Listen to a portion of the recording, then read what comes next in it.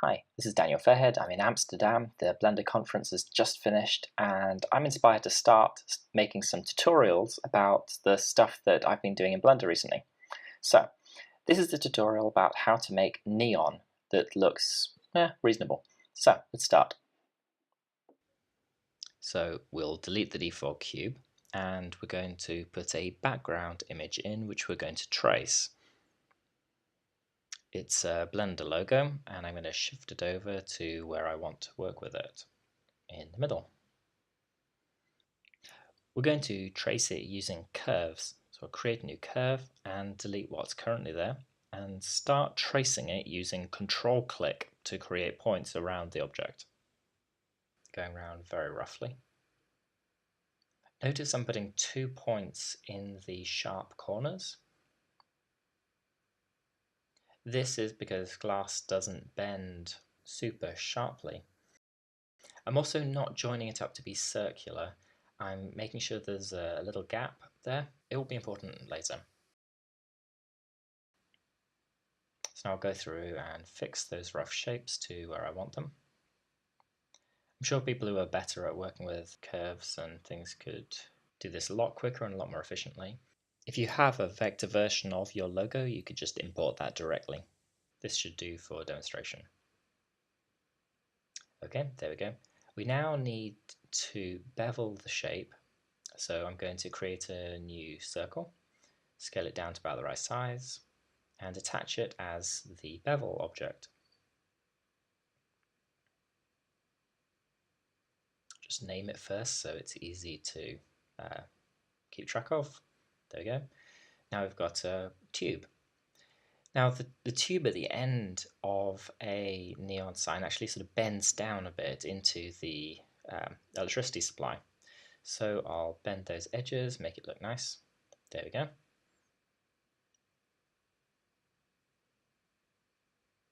And now I'm going to create the other circles on the inside of the logo. I'll do approximately the same kind of deal.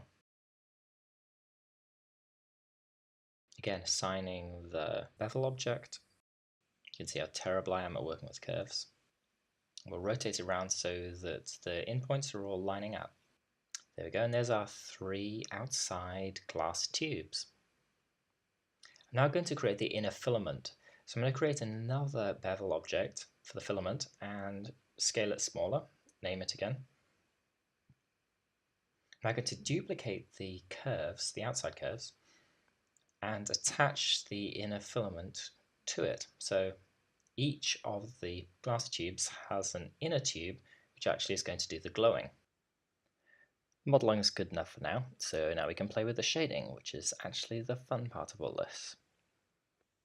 We're going to use the standard whatever mixed with glossy on Fresnel, and in this case the whatever is going to be a refraction shader, which we can use to blur the inner tube, the inner filament, to make it look as if it's glowing. So standard layer weight and mixed node, and I'm going to set the hardness of the glossy shader and the refractiness to be really low at the moment so we can see everything really clearly. We'll monkey around with them later. And of course assign that to the other outer tubes as well. We'll give the inner tube a simple emission shader for now. There we go. Assign it to all of them, and let's have a look. We can see the inner filament, there it is, but it doesn't look right. We need to make it glow, so we're going to adjust the roughness of the refraction shader. There we go. Now there's a glow. The background image is making it a bit confusing to see, so let's deal with that. I'm creating a plane. I'm going to assign a wooden texture to it. This is going to be the back plate to the neon sign. Okay, it's beginning to come together. We can't really see the glow on the wood, so what I'm going to do is delete the default light and then turn off the world default grey color, make it completely black. Now the only light in the scene is coming from the neon filament in the middle, and it's being refracted through the glass tube, which is super slow, super noisy. You can see some fireflies. So I'm going to turn off the render caustics and turn the bouncers down to make things a bit faster. Next, I think we need to put some color into this logo. So I'm going to select the inner tubes and assign some different colors.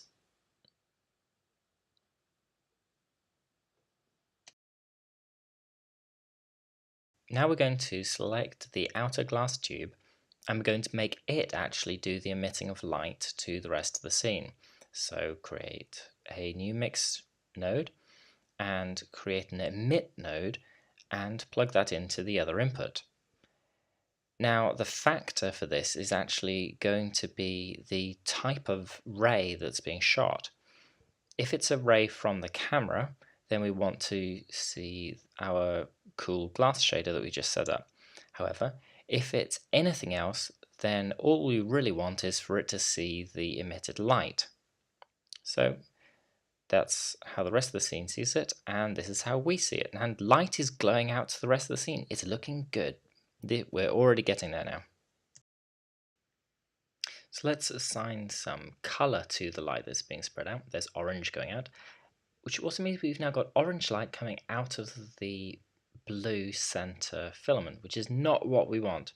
So what we're going to do is we're going to duplicate the shader trees and create one there that's actually using blue instead.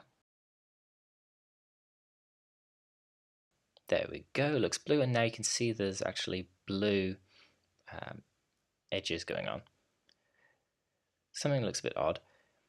The background plane is actually cutting straight through the image, so we're going to go select that and move it to the right place. There we go. Now, of course, you can see the light is way too bright, so we need to fix some of the settings there, but we'll do that in a minute. Just bring the camera into the right place and have a look at it here. Well, it's certainly looking glowy. Let's save and fix some of the light settings, do some tweaking. We're going to be changing the settings on both of our node trees.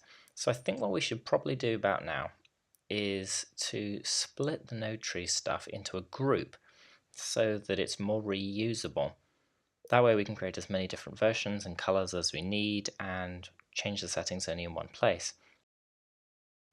So select all the nodes we want to have in the node group, and Ctrl G shoves them into a new node group, and connect the inputs that we want to have for this node group to the appropriate nodes.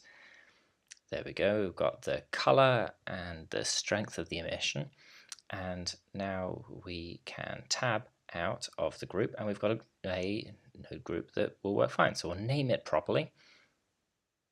And now we can go and assign that to the blue glass in the middle.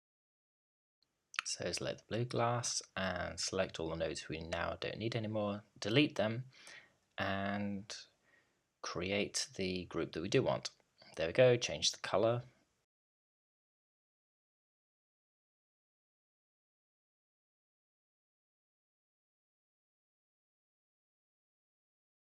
Monkey bit with the strength. Yeah, there we go, this is much more controllable. So we can play with the colors really easily now and the strength of them and get the colors and the glow and everything exactly how we want for the scene.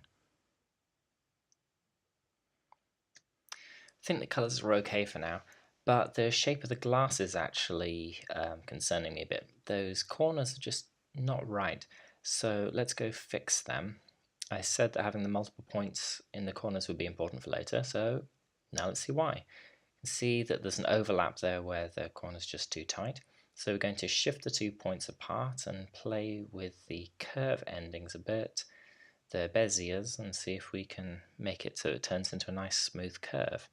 Turn on the background image again there so it's more visible what we're trying to copy so we don't deviate too much from the original logo. And I'll keep tweaking. Yeah, that looks good. Make sure that the inner filament as well follows the new curve as well. The inner filament's a bit easier because it's so much smaller, but yeah, it does need to follow any changes you make to the outside glass as well. So I'll change all of the corners, make them all nice and smooth and beautiful.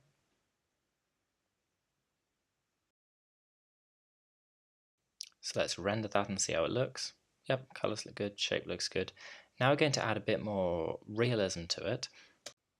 At the end of each filament, there's actually a small piece of plastic or metal which sort of caps it. So we're going to add some little caps in there. It sounds like a small detail, but it actually does make it seem more realistic. So we'll create some tiny little tube caps, some cylinders, put them in the right place, and attach an appropriately boring, stupid shader to it. And then, of course, once it's got the right shader on, we're going to duplicate these caps and put them on the other filaments as well.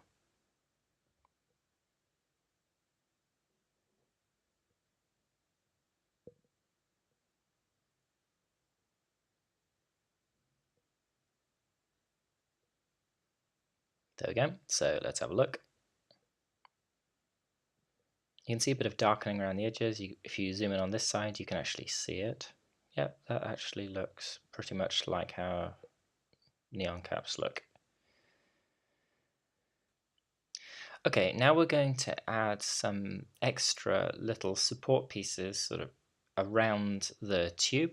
So I'm going to use the circle that we used on the inner filament before and rotate it to the right place, and we use the default bevel settings just to give it a bit of thickness.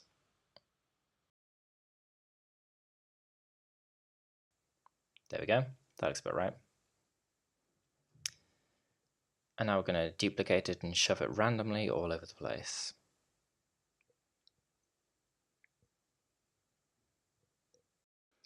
Okay, let's render it. Yeah, that looks okay. I'll tweak the roughness a little bit. I want it to be slightly rougher. Yeah, that looks good. Now let's zoom in and have a look at the glass, because it just looks a little bit too plasticky and perfect. I think we need to add some textures to this to make it look a bit better. So what I'm going to do is add a texture, some scratches. I'm used to using Node Wrangler, where I can control click on a node and have an instant preview. That doesn't work inside a node group, so we're going to just do exactly the same thing that Node Wrangler does. We'll create an emission shader and link up the scratches to that so we can check the mapping is all correct. So connect the output from the texture and then connect the emission shader to the group output. And we will change the scaling of the texture to make sure it is appropriate. Okay, that looks good. Now we just need to actually turn this into a bump map. So we'll create the appropriate bump node and connect everything together.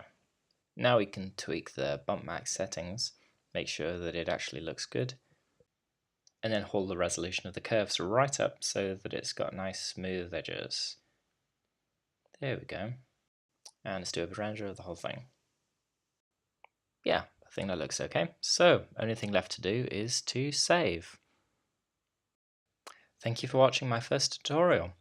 Please send me links to see what sort of neon stuff you make.